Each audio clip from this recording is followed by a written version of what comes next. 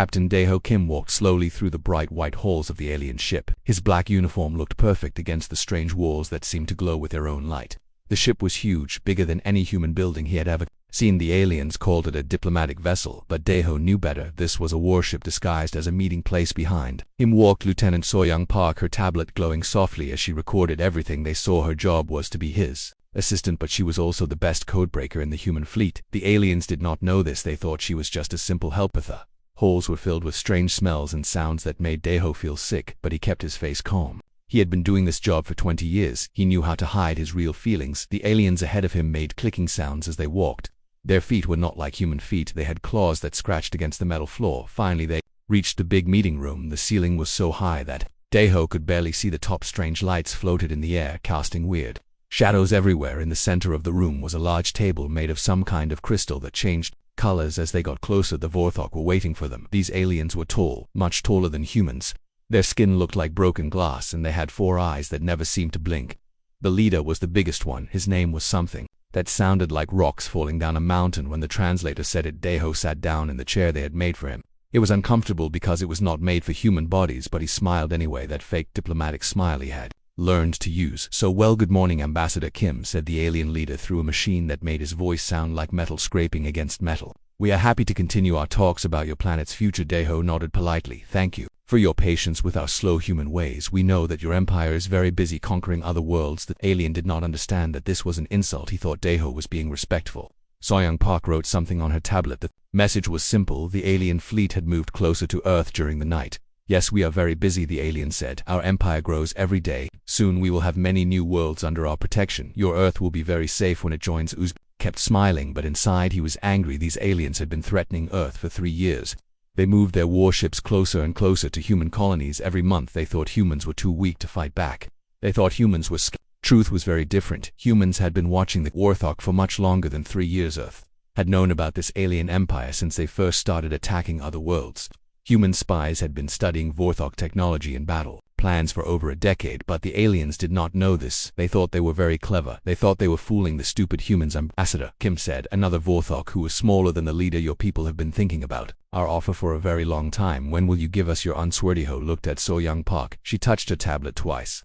This was the signal they had agreed on. It meant that everything was ready. The hidden human fleets were in position. The secret weapons were charged. The trap was set. "Actually," said Daeho, still smiling, "we do have an answer for youth." Aliens leaned forward with interest. They thought they were finally going to hear Earth surrender. They thought they were about to add another weak planet to their collection. They had done this hundreds of times before. It was always the same.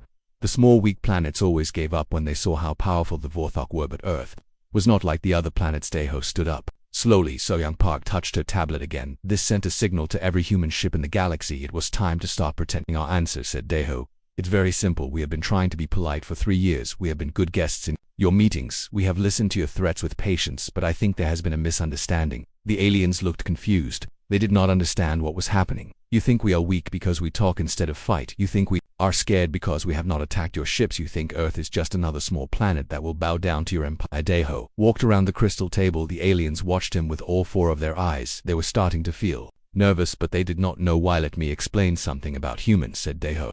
"When we are polite, it does not mean we are weak. When we are patient, it does not mean we are afraid. When we talk instead of fight, it does not mean we cannot fight." So Park was now standing by the wall. Her tablet was glowing brighter. She was sending more signals to the human fleet. The alien leader made an angry sound. "What are you trying to say?" Human Daeho stopped walking. He looked directly at the alien leader with cold eyes. "I am saying that Earth has been watching you for a very long time. We know about your invasion plans. We know about your fleet movements. We know about everything." The aliens made worried clicking sounds. "How could the humans know about their secret plans?" "Because," said Daeho, "while humans were sitting in these meetings being polite, our real military was getting ready for war. While you thought we were weak and scared, we were building weapons you cannot imagine. While you were planning to conquer us, we were planning to stop youth." Alien leader stood up angrily. "You are bluffing, human. Your people have no real weapons. We have seen your ships. They are primitive and weak." Daeho smiled, but this time it was not his fake diplomatic smile. This was a real smile, a cold, dangerous smile. "Those ships you saw," said Daeho, "were the ones we wanted you to see.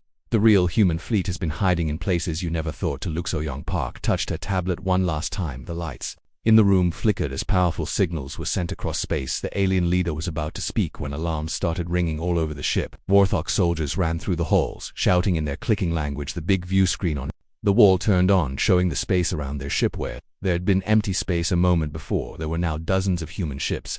Ships that looked nothing like the primitive vessels the Vorthok had seen before. These ships were sleek and dangerous. They glowed with energy that made the alien senses go crazy. The alien leader stared at the screen in shock. How did they get there? How had the humans hidden so many ships? This is Earth's final diplomatic message, said Daho, his voice now hard and cold. We tried to be nice. We tried to solve this with words. But since you mistake our kindness for weakness, let me be very clear about what happens next. More human ships appeared on the screen. They seemed to come from nowhere, surrounding the entire Vorthok fleet. You have been planning to attack our colonies for 3 years, said Daho.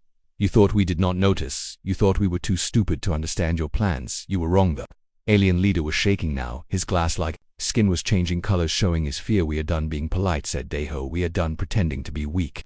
You wanted to see what humans are really like. Now you will. The view screen showed even more human ships appearing. They filled the space around the Vorthok fleet like angry metal stars. Their weapons were charging with energy that made the alien ship shake. This is your only warning, said Daho. Leave human space now, or learn why we spent 3 years talking instead of showing you what we can really do.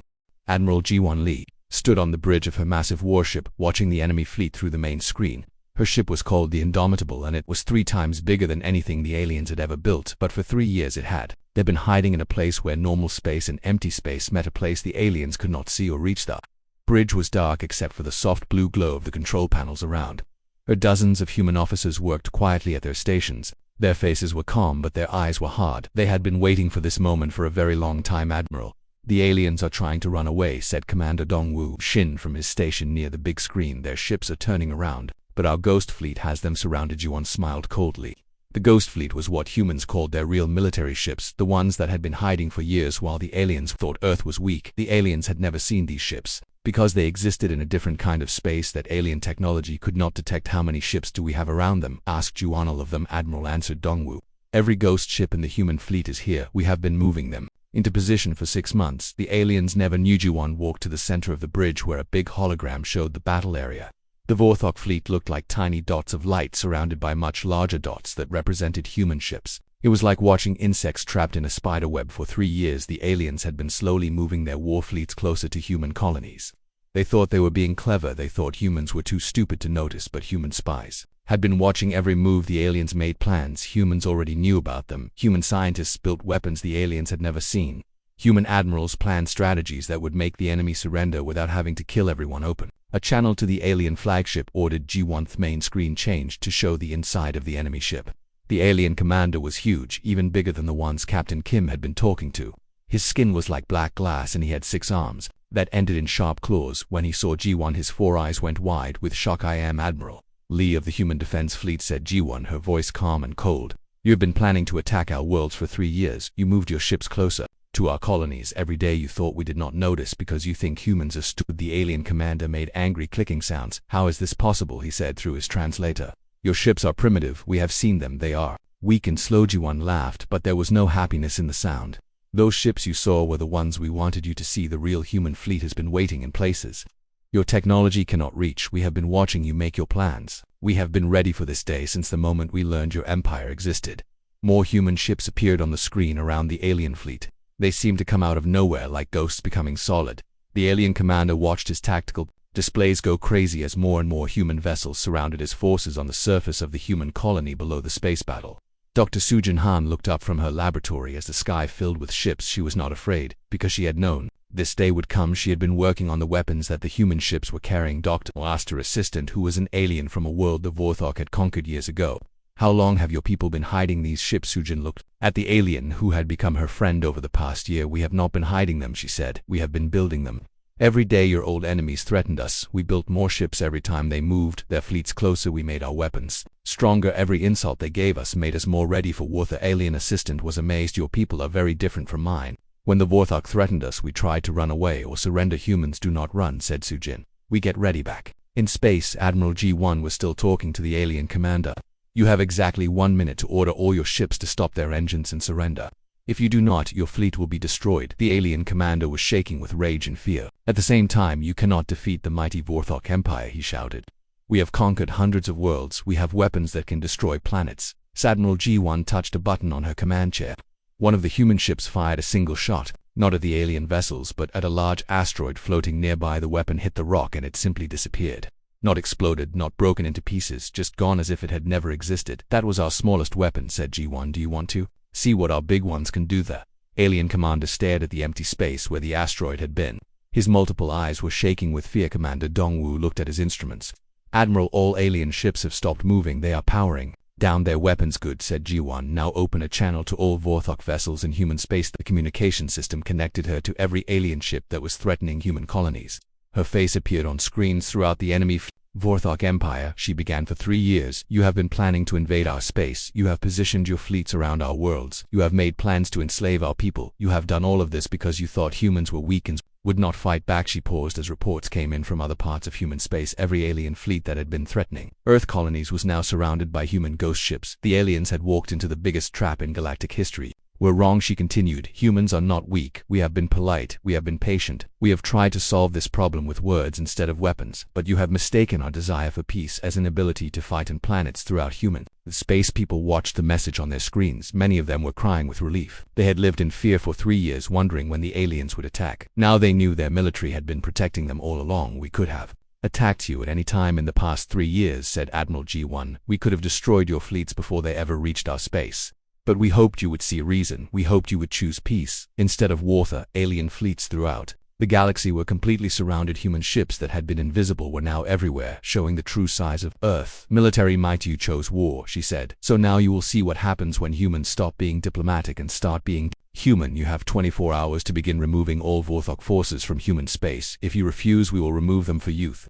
Transmission ended, leaving thousands of alien ships floating helplessly in space, surrounded by human vessels that could destroy them at any moment. Admiral G1 looked around her bridge at the faces of her crew. They had done their job perfectly. The trap had worked. The aliens finally understood what they were really dealing with. Commander, she said to Dongwu, send a message to Earth Command. Tell them that Operation Ghost Fleet is complete. The Vorthok Empire is no longer a threat to human space. Yes, Admiral, he replied with a smile. The age of alien bullying was over. The age of human strength had begun.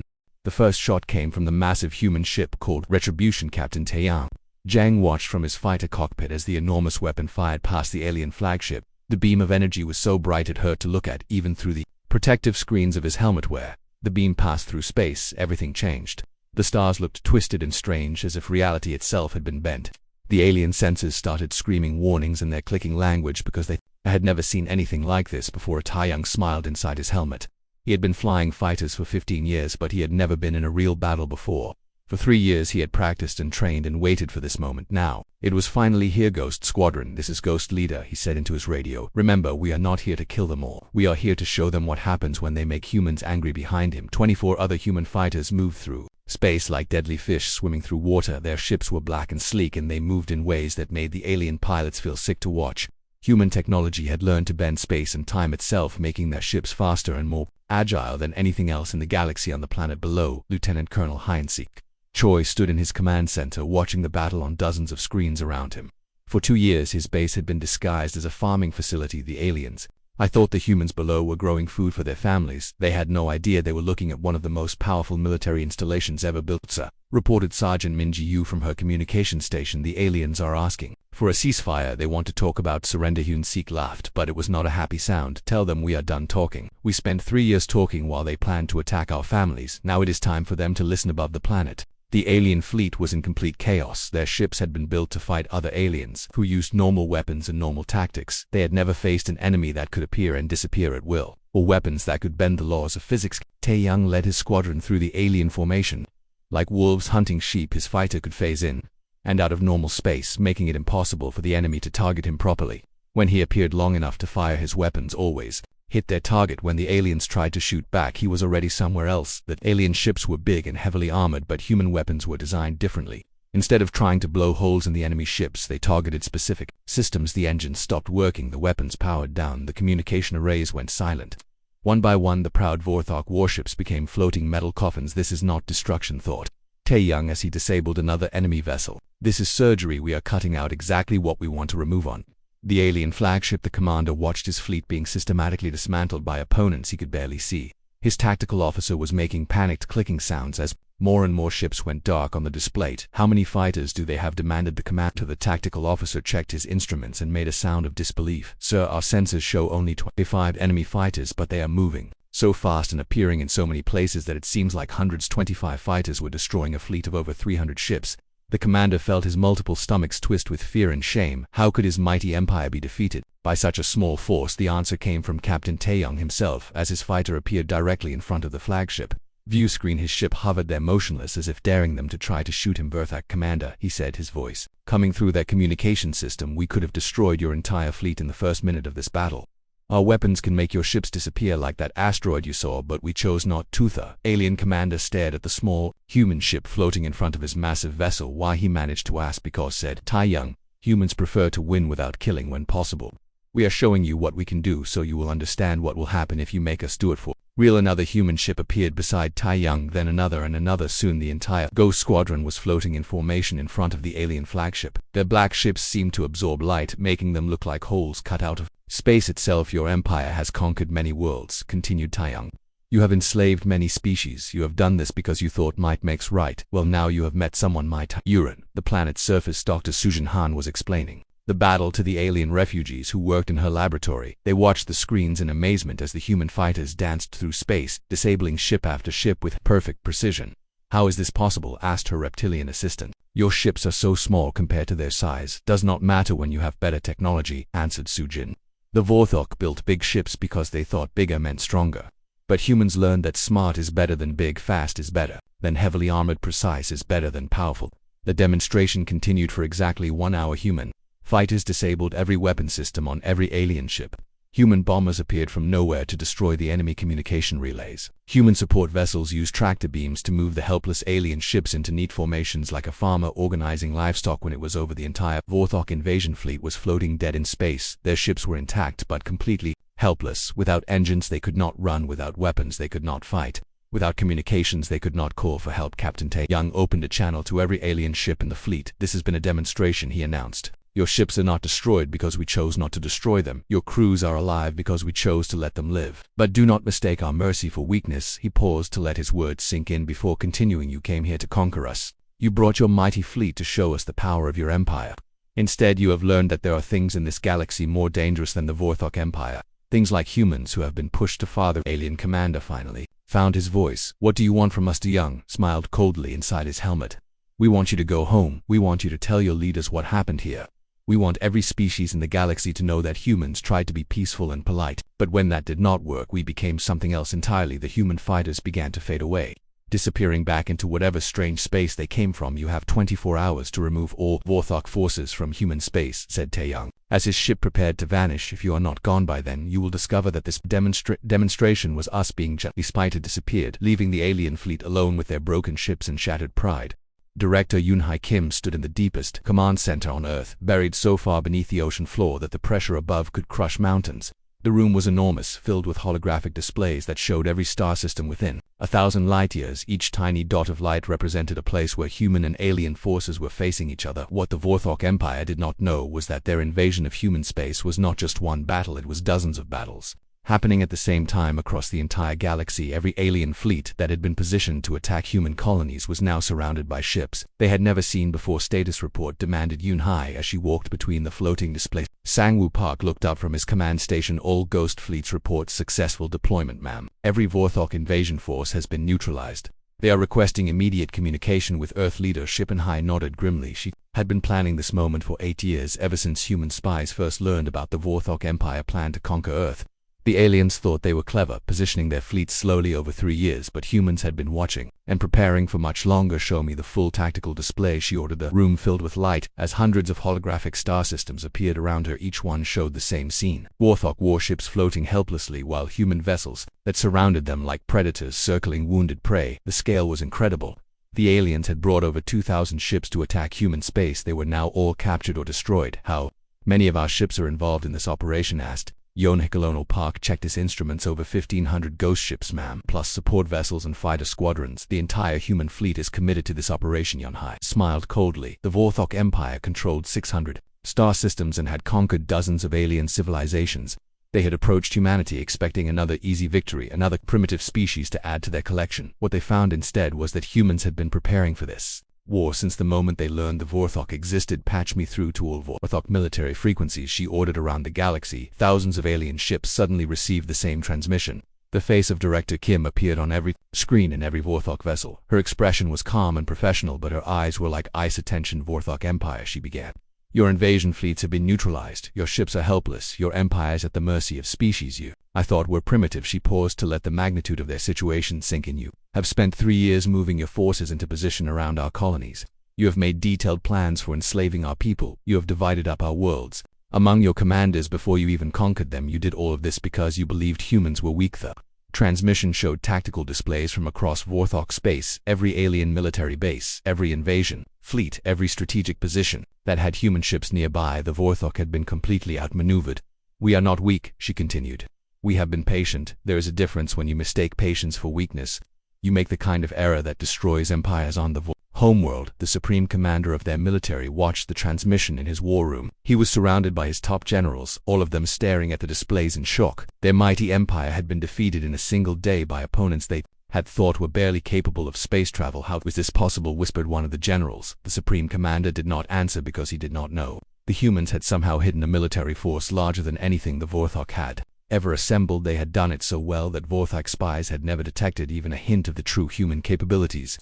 Your empire has terrorized this galaxy for centuries, continued Yunhai. From Earth you have conquered species that could not to defend themselves. You have enslaved worlds that begged for mercy. You have done this because you believed that might make stride. She looked directly into the camera and her voice became harder. Today you have learned that there is always someone mightier. The transmission switched to show battle footage from across the galaxy. Vorthok fleets being systematically dismantled by human forces that appeared from nowhere. Ships that had conquered hundreds of worlds being disabled by fighters they could not even see properly. Proud alien commanders surrendering to enemies they had thought were primitives. On the mining world of Kepler, Station Commander Min-O watched as his hidden base revealed itself to the surrounding Vorthok fleet. For 2 years the aliens had thought they were looking at a simple mining operation. They had no idea they were staring at one of the most advanced military facilities in human space. The artificial mountain that had hidden his base split open like a flower, revealing weapon systems that made the alien sensors scream warnings. Energy cannons that could crack planets pointed at the helpless Vorthok ships, while fighter squadrons poured out of hidden hangars like angry insects. This is Commander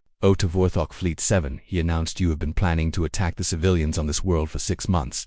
You thought they were defenseless miners. You were wrong. The alien fleet commander appeared on his screen looking terrified. We surrender, he said immediately. We did not know humans had such weapons. You did not know because you did not want to know, replied Jamin. Your spies saw what we wanted them to see. Your intelligence reports told you what we wanted you to believe. You thought you were hunting sheep, but you were actually being hunted by wolves. Similar scenes were playing out across the galaxy. Human forces that had been hiding for years were revealing themselves. Bases disguised as civilian facilities were opening to show massive weapons. Merchant ships were transforming into warships. Mining stations were launching fighter squadrons. The Vorthok Empire was discovering that humans had been preparing for this war for much longer than anyone had imagined. Back on Earth, Director Yunhai continued her transmission. You have exactly 24 hours to begin withdrawing all Vorthok forces from human space, she announced.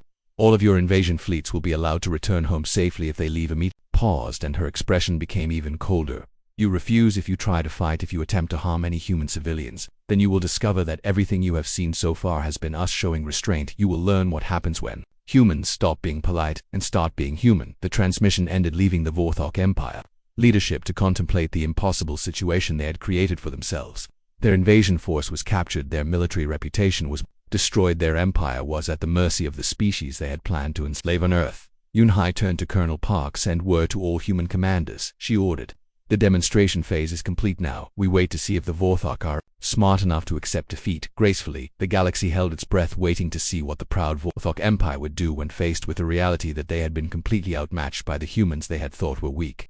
23 hours and 57 minutes after Director Kim finished her transmission, the Vorthok Empire began the largest military withdrawal in galactic history. Their invasion fleets, which had taken 3 years to position around human space, were now fleeing as fast as their damaged engines could carry them. Ambassador Young-Ho Num sat in the same crystal chamber where Captain Kim had delivered humanity final warning 1 week earlier. But everything had changed. The proud Vorthok delegation now sat with their heads bowed, their glass-like skin dim with shame. Their 4 eyes looked at the floor instead of meeting his gaze. The Vorthok Empire formally requests a peace treaty with humanity, said the lead alien through his translator. We Acknowledge that we may have underestimated your civilization. Young-ho maintained the same polite smile that humans had used for 3 years of fake negotiations.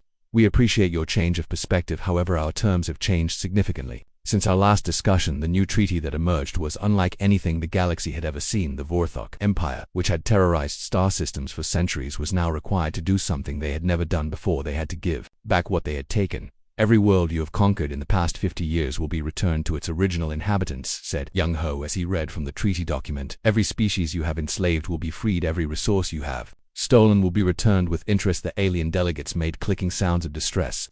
This would bankrupt their empire, destroy their economy, remove most of their territory, said Young-ho, continuing to read. There will be no more military expansion. Any future conflicts involving your empire must be approved by the human diplomatic corps. The lead alien looked up for the first time.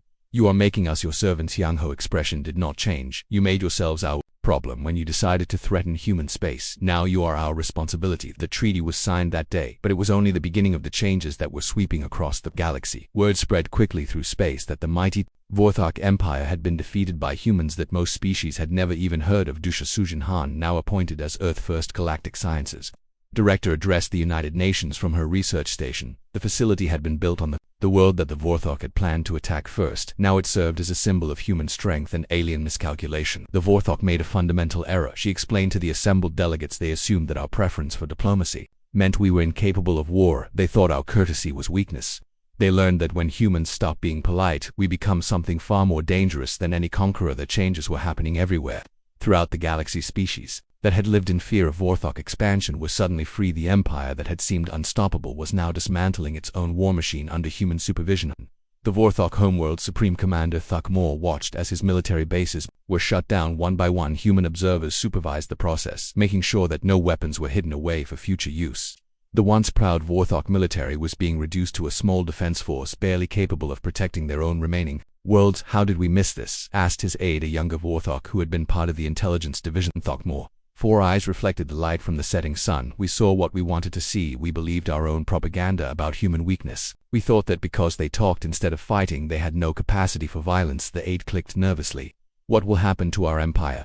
Nothkamor looked at the human ships orbiting his world. Their sleek black hulls seemed to absorb light, making them look like tears in space itself. We will learn to live in a galaxy where humans decide who can fight and who cannot, he said. It is better than the alternative. The alternative had been demonstrated quite clearly. Human military power was beyond anything the Vorthok had imagined. Their technology was centuries ahead of anything else in the galaxy. Their strategic thinking was so advanced that they had outmaneuvered an entire empire without the Vorthok even realizing it was happening. Daeho Kim, now promoted to Director of Galactic Affairs, stood on the observation deck of Humanity New Diplomatic Station.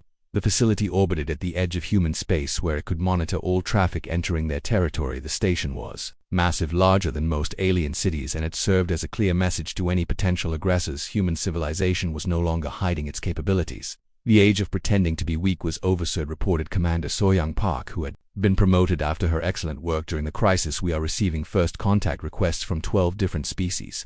They all want to establish trade relationships. Daeho nodded approvingly. Word was spreading throughout the galaxy that humans were reasonable with those who approached them peacefully. The Zealothi Republic had been the first to request formal diplomatic relations, followed quickly by the Meridian Alliance and the Free World's coalitional species that had been oppressed, where the Vorthok were now looking to humanity for protection and guidance. The galaxy was entering a new age where diplomacy was backed by overwhelming force. What about the Vorthok themselves? Asked Soyoung.